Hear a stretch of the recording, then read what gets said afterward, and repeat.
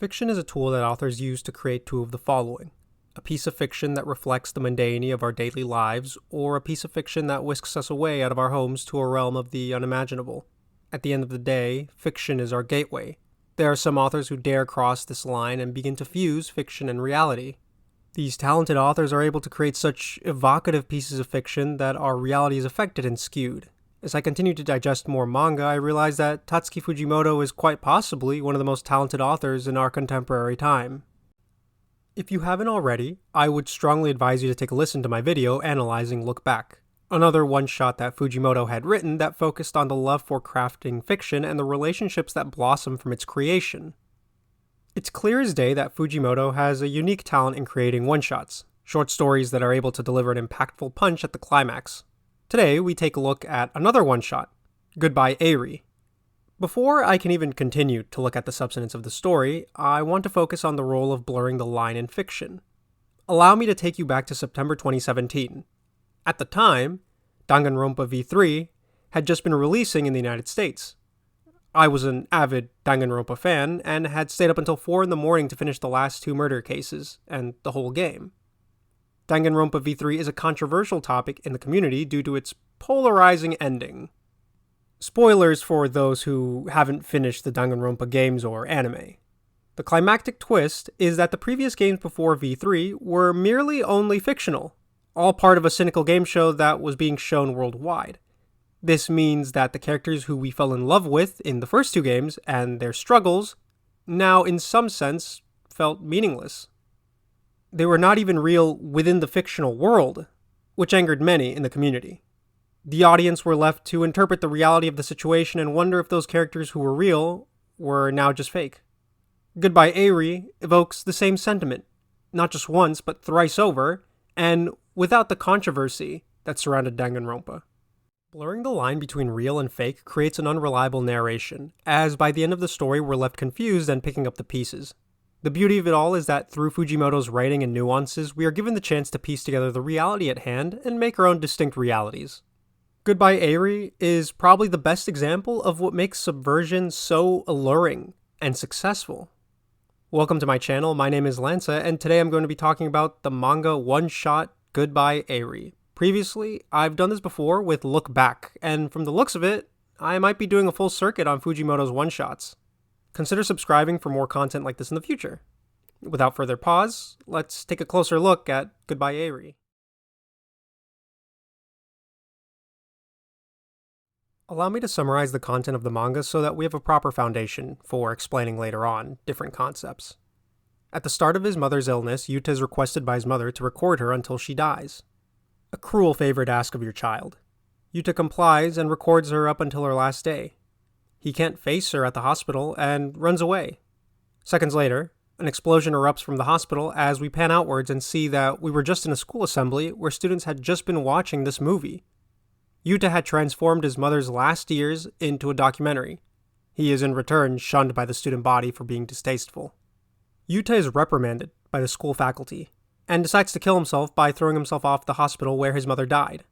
Moments before, he is confronted by Eri, who stops him from killing himself. She expresses that she enjoyed watching his documentary about his mom. She takes him away towards an abandoned building where they both sit in a room and watch movies together. As their friendship blossoms, Yuta agrees to create another movie that will entertain Eri. After repeated failures and unable to regain that first spark from his mother's movie, Yuta comes up with a blueprint for a movie which is essentially the exact same way how he met Eri. Except in this movie, she's a fictional vampire who kidnapped him from the hospital when he was about to commit suicide. In Yuta's new movie, eventually, the vampire grows weaker over time and dies. Eri, playing the role of the vampire, agrees as Yuta documents their lives together. Yuta is even able to recruit his father to join in the movie they are making. His father assumes that this movie will help Yuta recover from his mother's passing. As they film their lives, Eri collapses and reveals to Yuta that she actually does have a disease that will progressively kill her. The two spend the rest of their lives in bliss until Eri dies. Once again, at the moment of her death, we pan away and realize we're at another school assembly. This movie clearly impacted the student body much harder than Yuta's first docu-movie. As the years go by, future Yuta obsessively edits the movie he made of Eri until his wife and child are killed in a car accident. As Yuta heads to the room where he and Eri shared their time watching movies to kill himself, he sees that Eri is there, as if the years never aged her. She reveals that she actually is a vampire, and forgot her memories 3 days after she died. The movie she had been watching was their movie. To regain her memories, Yuta argues that Eri will fall into despair because she's being tortured for eternity. Eri simply responds that the movie Yuta made for her is enough to make her happy. Yuta accepts her decision and leaves the building. Seconds after, the building explodes.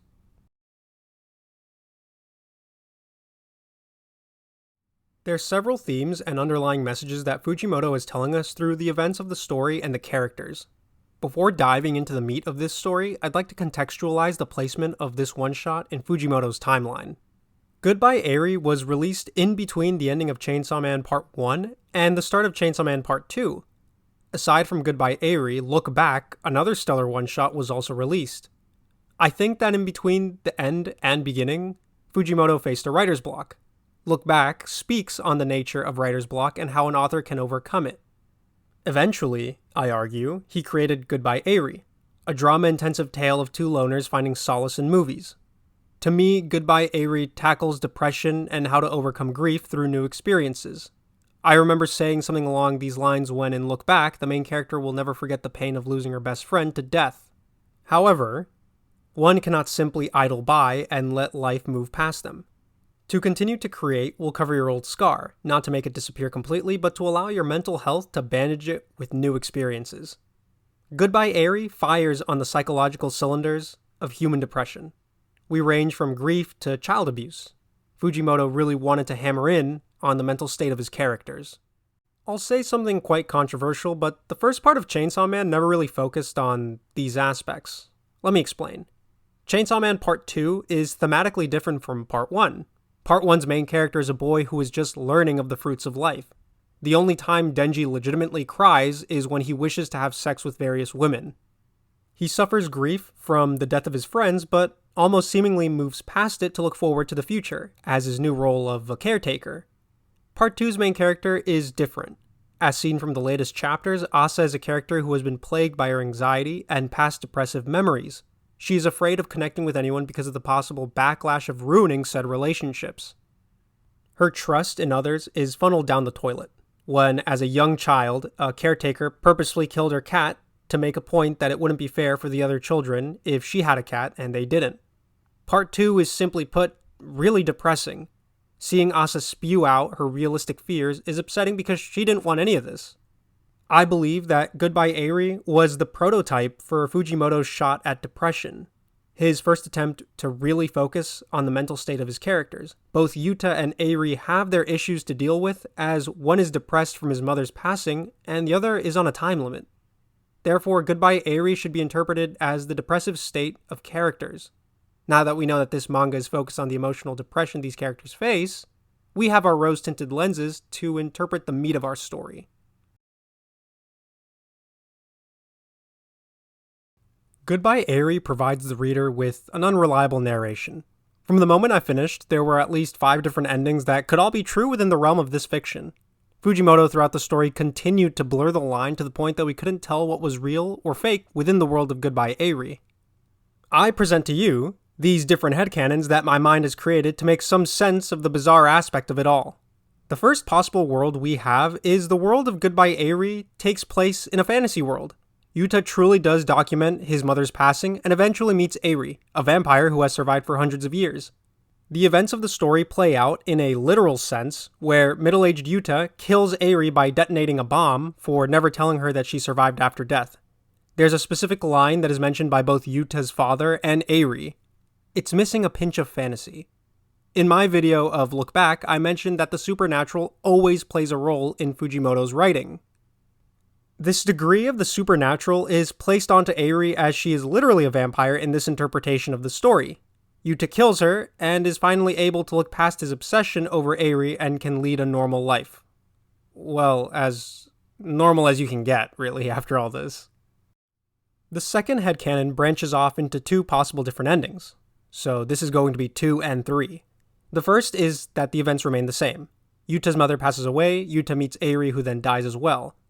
Yuta's obsession and the death of his wife and child lead him back to the same room where he watched movies with Eri, where he commits suicide by hanging.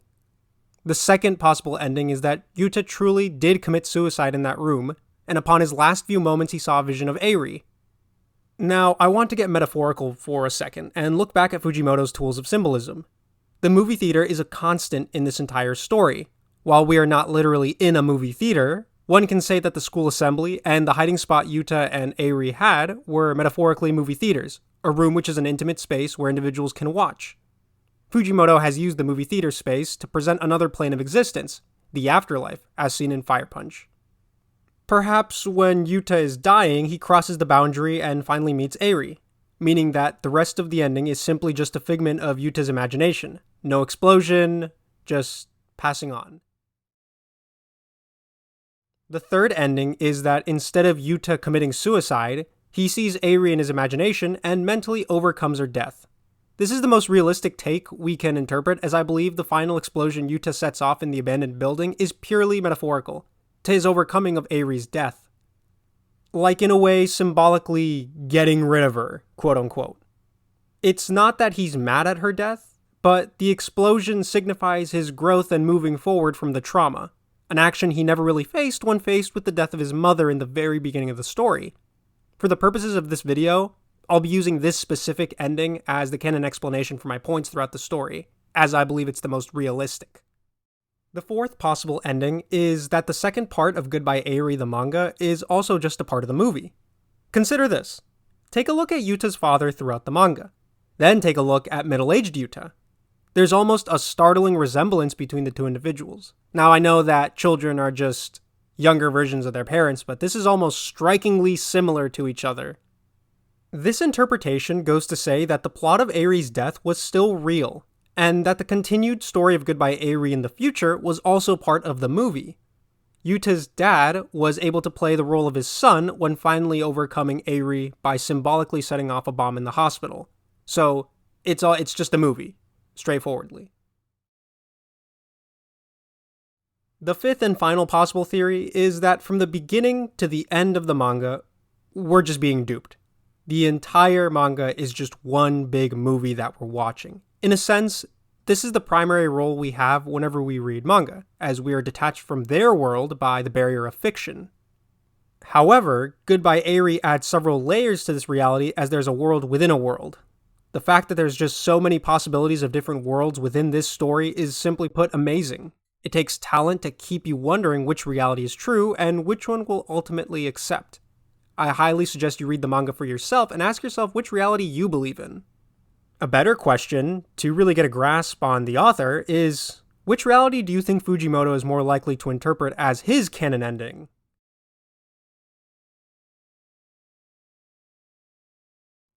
As mentioned before, Goodbye Eri deals with a more intense case study of mental health, specifically in the realm of abuse, depression, and trauma. When we as an audience glorify and love an actor, we fawn over their abilities and have an internal picture of them. It doesn't even necessarily have to restrict itself to an actor, but even a content creator. Take, for example, myself. You only know me through the videos I'm making, but we never really know how someone is when they leave this space of presentation. Goodbye Eri showcases the confusion an audience mulls over when they realize their favorite actor might quite possibly be kind of an asshole. Take, for example, Yuta's mother, our prime candidate for child abuse. Yuta's mother asked her son to record her last years, up until she died. We saw this as a doting mother who wished to show her son her precious limited time on Earth.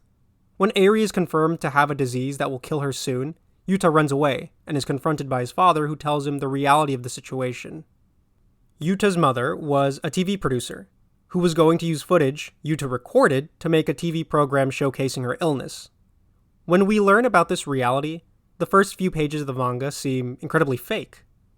The loving smile and silliness Yuta's mother portrays is just a farce for TV. We turn cynical and even angry towards the memories of how Yuta's mother actually treated him. By scolding him, even going as far as to hit him and verbally put him down, stating along the lines of being a useless son. The point here is that we don't see the reality of our situation unless provided the information. Narration is unreliable as based on Yuta's footage of his mother. She was an innocent and kind woman, is what the videotape showed.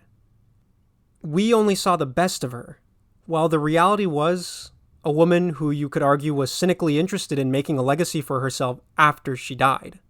I hate to say this, but Eri's final moments were probably the same too. We saw the beauty of how she was in her last few months, but in the back of our minds, we can't forget what Eri's actual goal was. She wanted to make a movie that would make the audience cry, meaning she also had a cynical goal to impart on the viewers. But we keep talking about the two women in his life. How does Yuta actually feel about these two women? It's heartbreaking because if we truly take into account the ending, it means that Yuta never overcame his trauma, until the very last panel. Yuta never truly confronted the trauma of his mother dying in the beginning of his story and only sought to make another relationship to cover or ignore his pending issues. This is never really a healthy way of confronting death, especially when it's the death of a parent. Yuta similarly never got over Eri's death either, at least when he was still younger.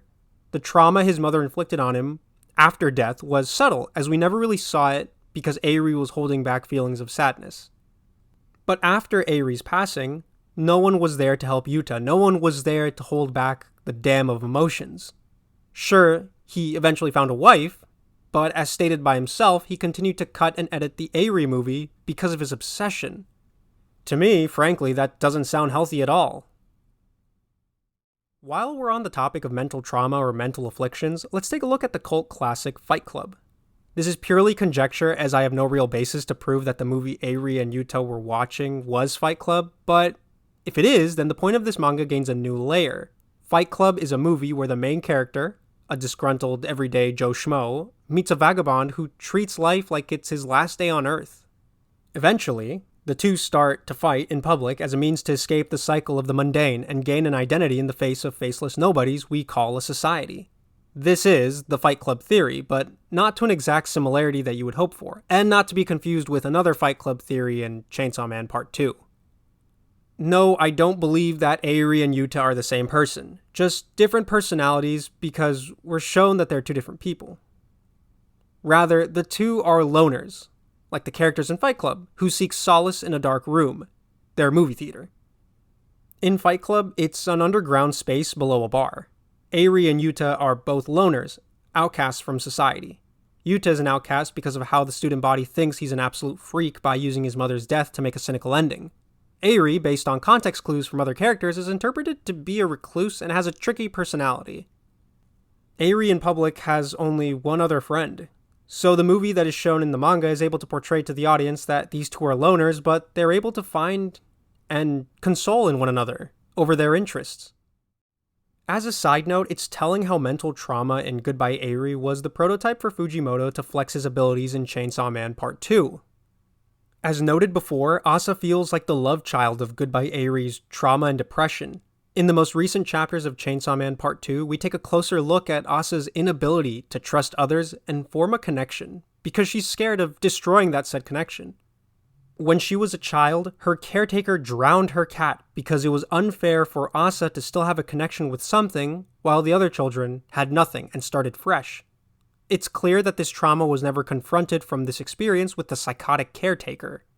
We still really haven't seen, in Part 2, how it's going to showcase Asa's mental state, but I believe that Goodbye Eri provides some sort of peephole into what's to come.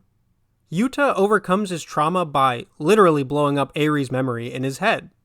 I believe that Asa's own mental trauma may be either overcome by destroying the older memories she has from when she was a child, or maybe by deleting the pain she suffered through new relationships, if we can possibly hope for anything from Asa's relationship to Yoshida or Denji. I mentioned earlier that Denji solved his own problems of suffering through this second manner. Through Nayuta, sure, he still feels sadness and depression from his friends dying from Part 1, but now he looks forward to something new that now he has to take care of. Goodbye Eri is a roller coaster of an emotional ride, and really shows how Fujimoto as a writer was able to portray intensive trauma.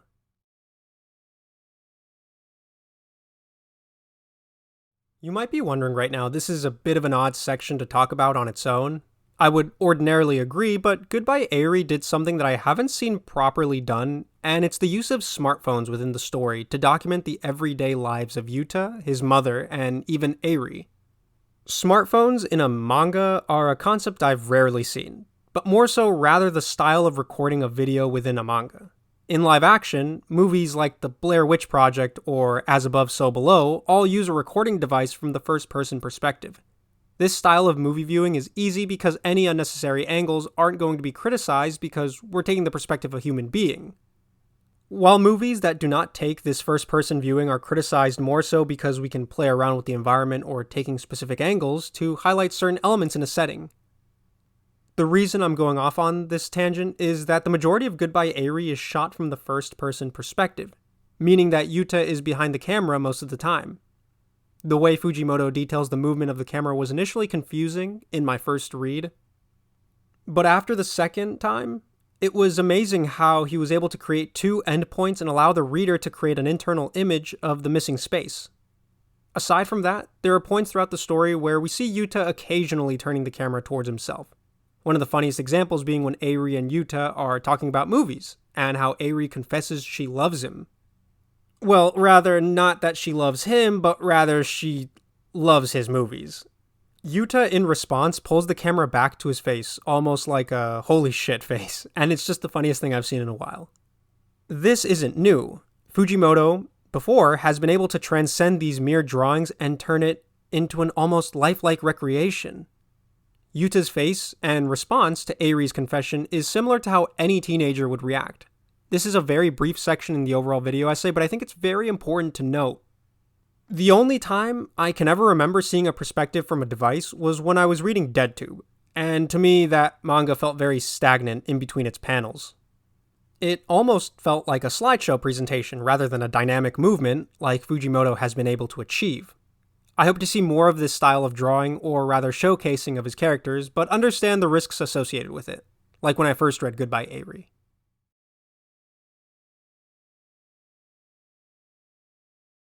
Finally, we come to the bulk of our conversation, the usage of fact versus fiction within the world of Goodbye Eri. The reason I mentioned Danganronpa v3 at the beginning of this video is to set the tone of our narrative. Authors at any point can decide to do away with the events in their story. Danganronpa v3's fiction or reality debacle was to convey the audience the untrustworthiness of their setting. By this point, not only is our environment unreliable by the main protagonist, the person who we follow also becomes unreliable. Earlier scenes are painted in a completely different light. One poignant scene in Goodbye Eri is able to convey this exact feeling. It's when Yuta decides to film Eri that we open up on a scene at the dining room where Eri, Yuta, and his father are sharing a meal. After some panels of eating, Yuta's father scolds Eri and forbids her to interact with him for the fear of causing him even more trauma. After what we believe is a completely true scene, Yuta cuts the scene, and we just realize we've been pranked. In reality, Yuta's father was acting and sees this as a way to cure his son's depression from his mother's death. Fujimoto has become so good at lying to the audience on what the narrative is that we're forced to sit back and try to puzzle what the true story really is. Even when Goodbye Eri begins, we assume the story is meant to be about his mother and how Yuta copes with his mother's passing. Sure, in one scene the entirety of this manga is that, but the tone felt different at the very beginning. So when Yuta is seen running away from the hospital, it's a direct slap to the audience, myself included. I was completely shocked that Yuta decided to put in something so insulting towards his mother's legacy, like having a hospital explode right behind him. But that reaction is exactly what Fujimoto is fighting against. Most of Fujimoto's movies that he references are cult classics. I would argue that go against the grain from Oscar bait movies. He sees the hidden beauty from some of the messages woven into the story, just like Fight Club. The reaction that I had was similar to the reactions of the majority of the movie viewers. Disgust. I think that Fujimoto has two different extensions of himself. The first being an ideological Eri. Eri conveys all the crazy and absurd ideas that he creates in his stories. She is his mouthpiece that argues for movies that have a sucker punch of a twist. I mean, she even goes as far to do the peace sign, which is pretty indicative of Fujimoto's self-inserting. While Yuta is the person Fujimoto is in real life, Perhaps in the past he had to deal with an unruly editor or associates who looked down on his work and didn't agree with the message and themes of what he had to say. This might be a bit of a personal point, but this duality of reactions to how people reacted first to Yuta's mother's documentary to Eri's documentary is pretty similar to how I felt about Fire Punch, then Chainsaw Man second. There's more I want to detail here because I felt like Fire Punch was his first stab at the absurd, but wasn't as well received. I mean, consider that the Chainsaw Man manga got its anime adaptation over Fire Punch, even though Fire Punch was released earlier. Chainsaw Man, I believe, is his perfected craft that mixes in both the absurd and a great story, which was Eri's movie. Narrative is unreliable throughout this story by starting off the movie with Yuta's fictional explosion that almost fooled the reader. By the time we reach the end point of the manga, we can't really believe if Eri actually is a vampire who died or not, and Yuta's having another depression episode. In the past, I've never been able to laugh at books or manga consistently. When I read the final panel of Fujimoto's one-shot, I couldn't stop laughing hysterically. The very image of an at-peace Yuta walking out of an exploding building was exactly the pinch of fantasy that this story needed to blow me away. Symbolically speaking, it's beautiful because Fujimoto is firing on all cylinders. All his themes of overcoming depression and unreliable narration come together in one huge bang. There's a very telling quote that Yuta's father speaks on when he decides to help his son with filming a video. Creation is all about getting into the audience's problem to make them laugh and cry, right? Well, it wouldn't be fair if creators didn't get hurt too, would it? This quote goes beyond Goodbye Eri and really speaks to the act of creating content. It highlights the beauty of successes and failures and how as a content creator, it's normal to face a setback. This quote was said in the context of Eri warning Yuta's father that this movie could punish his son mentally. As I put these clues together, I have reason to believe that Fujimoto suffered the same way Yuta did, as his works weren't appreciated because they were too absurdist.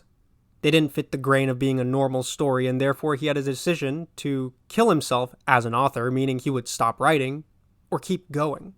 As shown in Goodbye Eri, his ideologies won, and he continued to make stories with his style, his flavor.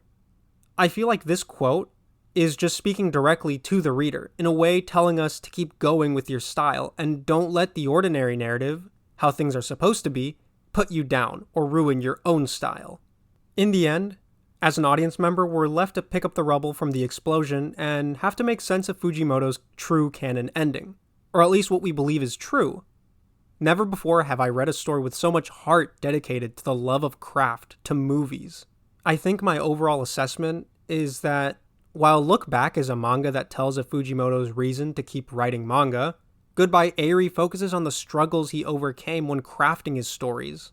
These one-shots offer so much insight into the author, no matter how unreliable the actual narration is. We've talked so much about Yuta, but what about Eri herself?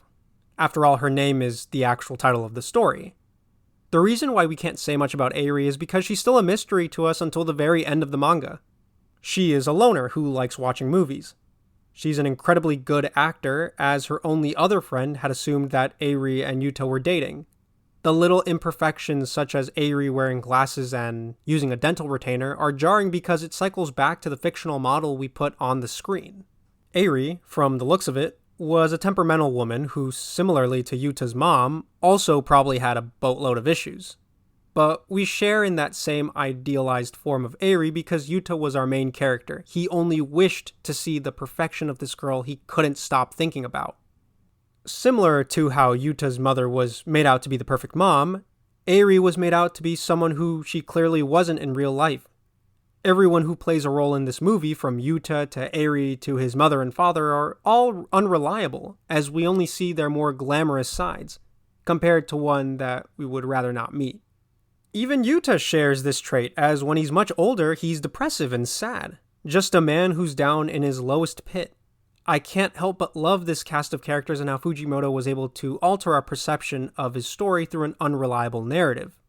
It speaks volumes of how much of a talented author he is and how grateful we should be for someone to break the mold. Goodbye Eri ranges from an inspirational story to a depressing tale, depending on how you identify with it. I just like to think that the last panel we see of Yuta is indicative of how we as creators should feel. We should be comfortable with what we make and not look back on those who say to follow the standard narrative. Only when you can listen closely to your ideas can you be at peace knowing you're doing something you love. If you haven't already, consider picking up Goodbye Eri and giving it a read. You can knock it out in one day, 1 hour maybe, as it's a one-shot. If you want to buy a copy in English, you'll have to wait until the summer. Rest assured, I already pre-ordered mine. If you like what you listened to today, subscribe and leave a like on the video. I've been on a tear of making videos and have no intention of stopping anytime soon. I hope you enjoyed today's discussion of Goodbye Eri and maybe opened up your eye to some more different interpretations. With all that being said and done, I hope you have a wonderful day. Take care.